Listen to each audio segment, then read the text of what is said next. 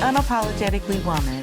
We're celebrating phenomenal women all across Kentucky who make no apologies for their perspectives or the impacts that they're making in the community. Today we're celebrating Nydia Higgins. Nadia is a mom and a family resource coordinator with Fayette County Public Schools. Unapologetically Woman, Nydia Higgins, that's you. Congratulations. Thank you. Who is Nadia? Oh, Nadia. I am Louisiana born. I saw it, yes. Cali raised, mother of two to Eric and Jordan. I'm a servant leader, writer, friend, and just a passionate person who loves life and wants to make the most of it. Well, and I say all the time, women are everything because we're multifaceted. So we can be whoever we want to be, and we can also be whoever we need to be in that time. And so one of the things that you said is, you said, I'm a woman, I'm a survivor, I'm a champion, and I'm a watchman. What does that mean? Because that sounds so powerful, all of those words. Those words are, let's see, like just recent to my life.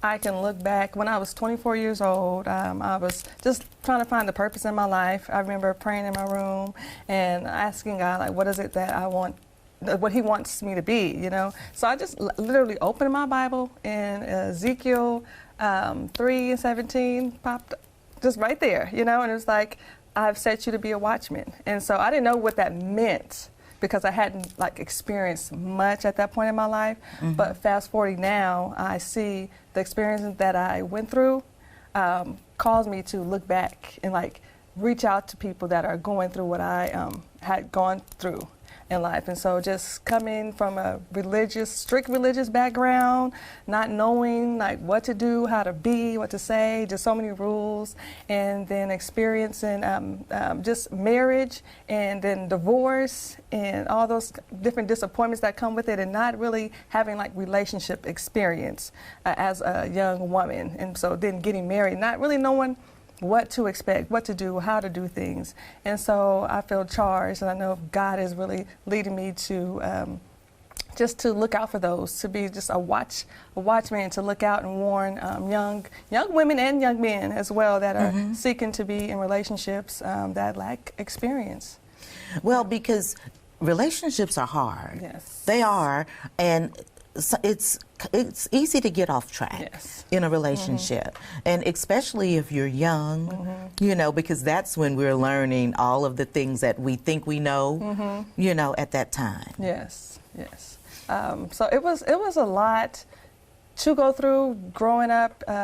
They would tell you, don't do this, don't do that in church, you know, but there was never that platform where you can have just a group of women that tell you what to do, what to expect, how to do things. It was more so just of that religious approach to things. And correct me if I'm wrong, but you felt a little bit limited because of the strict religion, that you didn't know how to think about your own self. Yeah, exactly. I didn't know, just even finding myself, what I liked, who I was. It was more so based on the rules set in place, and not wearing pants for years, and you can't wear red lipstick, growing up. So there were so many different things that we couldn't do, but we didn't really know what to do, so we all kind of moved the same, And so as I got older and I just sought God for myself, and things just started to open up for me, and then just different exposure, meeting different people, just opened my mind to different things, and I just started developing my own relationship with God, and just asking God, what do you want of me, and how do you want me to be? And so just dealing with that over time, and just being more comfortable, confident in just who I am in Christ, but just as a woman as well. And that knowing that lipstick is not gonna make or break you at all. At all, and that was such a, I can just feel that feeling now of just the first time putting lipstick on, first time putting pants on, just am I committing such a huge... Am I going to hell? Yeah, am I going to hell, And so thinking about that as a child, thinking that you do these things, you're going to go to hell, And I'm not saying necessarily that's what they preach, but a lot of people spoke that, And so just having that in your mind as a child, growing up with that, guilt, just shame, fear, and then you get older, you're like, wait a minute, this doesn't even matter. You know, God is not looking at that. And so that's just part of my message, just to reinforce, just to affirm, just other people that just develop your own relationship and seek God and see what God has to say. So we've talked a lot about relationships, but you also have something that's called relations and ships. Tell us about that. So relationships came to me in 2001 when I was just dealing with the guilt and shame and fear of my divorce and different things in my life, just trying to make sense. I started to like connect with different people, and we would have the conversations of just like life, relationships, why these things happening, like what's going on, and so relationships came to mind. So I started the discussions with just a platform of people, and we just talked about the first relationship discussion was the questions we didn't ask.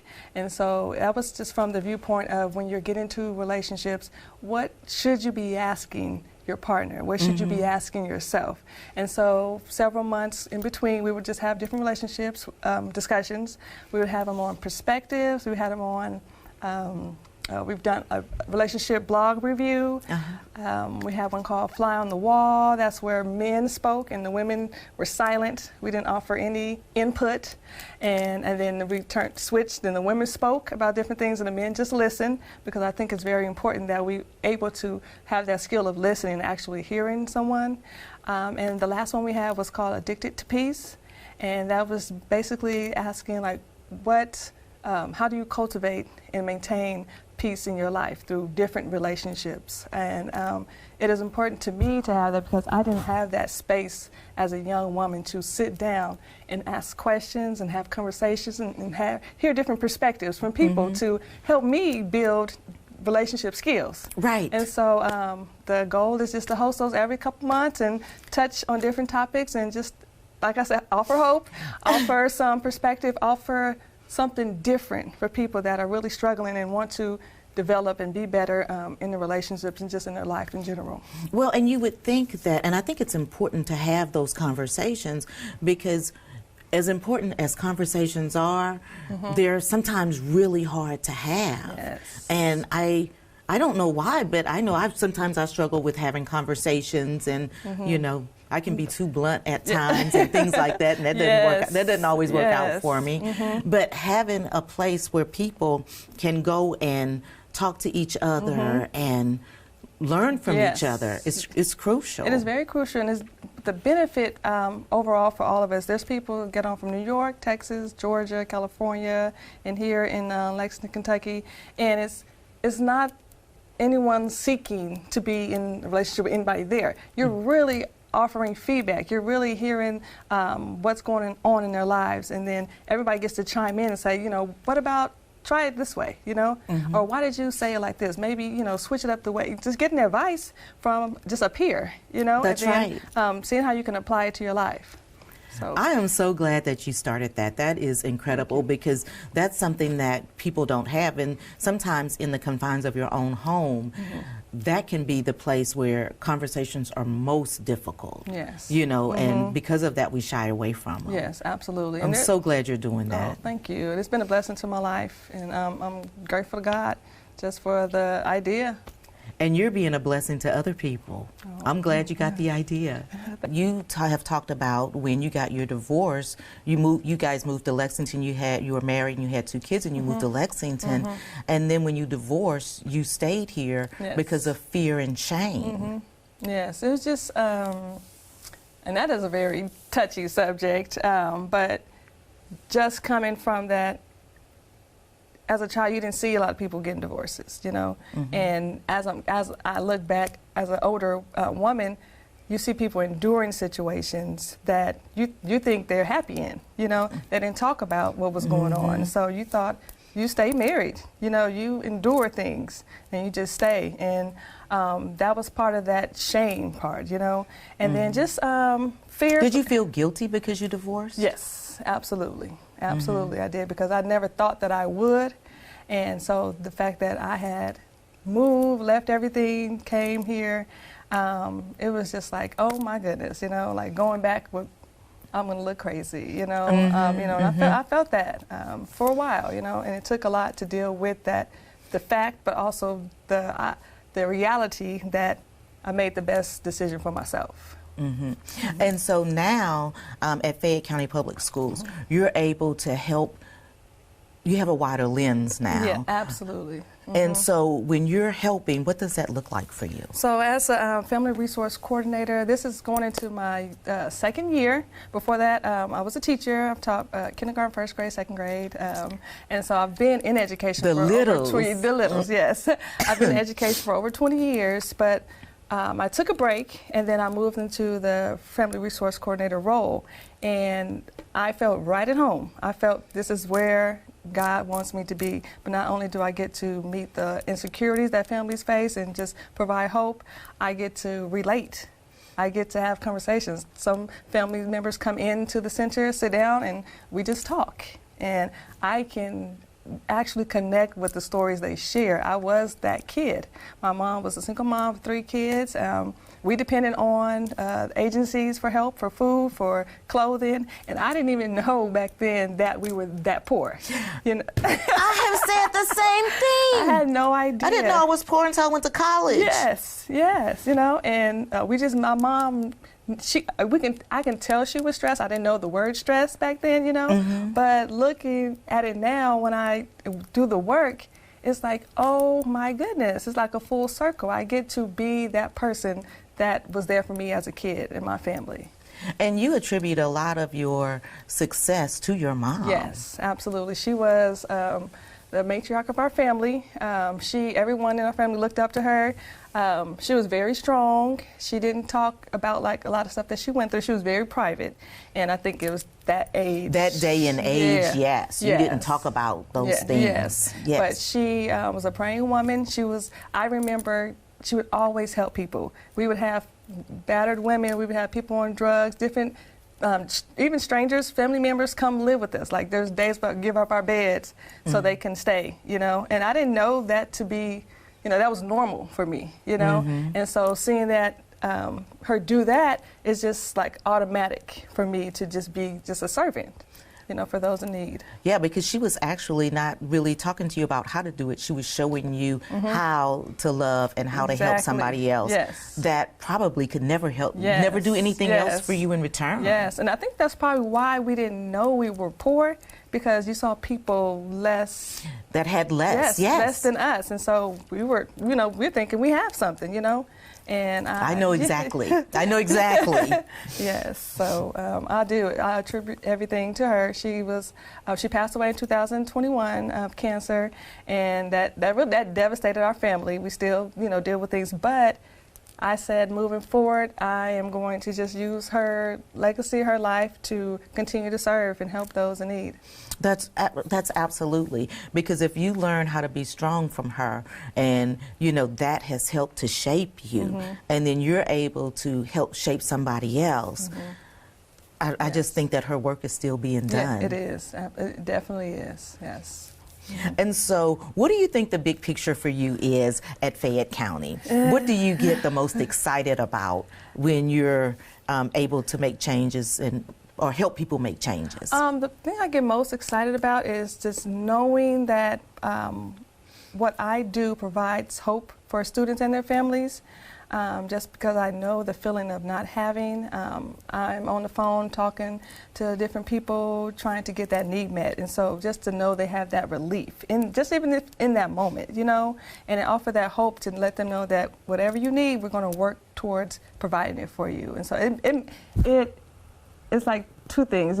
I get worried because I want them to have, you know, and so when a need is met, I'm excited, like, okay, let's go, let's tackle the next thing, you know, and so just to see them come back into school, we hug, we talk, you know, and so just building that like family atmosphere. I think that's so incredible, because one of the things that I think is so important for everybody really is hope, and I don't know how many times that you have said the word hope during this interview, but that is how important it is that you don't just bring somebody there and leave them where they are. You give them hope that tomorrow's going to be a better day. Absolutely. I think that's one of the biggest things in life for me right now is like just providing a little bit of that. It just makes a huge difference in somebody's life, somebody's day, and just letting them know that I was once there, or I'm right where you are. You know, you're not in this alone. And also, just because you're in that place right now, that's not the place that you have to stay. Exactly, exactly. You know, and I'm not telling you something that somebody else told me. I'm telling you something that I went through. Absolutely. It's just that experience. It's a lesson, and it's a blessing all at once, knowing that life does get better, you know. Well, Nadia, I'm going to pitch it to you for, I usually say young girls and young women, but you know, young men as well who might be watching and may be experiencing some of the things that maybe you went through. And they're like, you know, I wish that I could get past that like she did. What kind of advice would you give them? The advice I would give them to young women, young men, is to, when you're in a point in life where you're trying to figure things out for yourself, I would definitely say seek God, surround yourself with like-minded people. The most important thing for me right now in life is to ask questions. Do not go off the word of just anybody. Always ask questions and seek clarity for yourself, and then make the decision for yourself. Don't let people make these important decisions for you. And to always know that if you make a mistake, try again, you know, and that mistake it does not define you. That's right. Yes. Well, thank you so much for being with us today. Thank you all. Honored to be here. Thank you so much. Well, you guys, we just heard it from Nadia. She said, don't be afraid to make mistakes, because those mistakes do not define who you are, but keep moving forward. And you guys continue to watch as we celebrate other phenomenal women just like Nadia who are making real changes in our community. I'll talk to you soon.